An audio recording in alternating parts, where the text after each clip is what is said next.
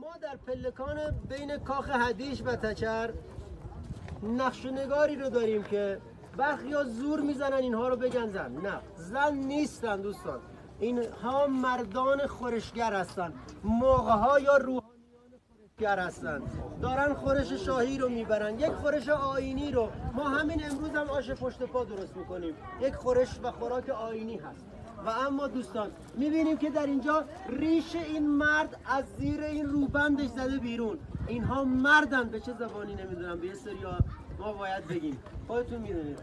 و اما دوستان گرامی و ارجمند، در ارگ پارسه نقش بانوان هم بوده، ولی در گذر زمان بر اساس باور مذهبی چه بسا از بین رفته. چرا که ما در داسکیلیون در ترکیه امروزی، در آناتولی، در پایتخت شمالی هخامنشیان نقش بانوان رو زیاد داریم. بفرمایید جلو.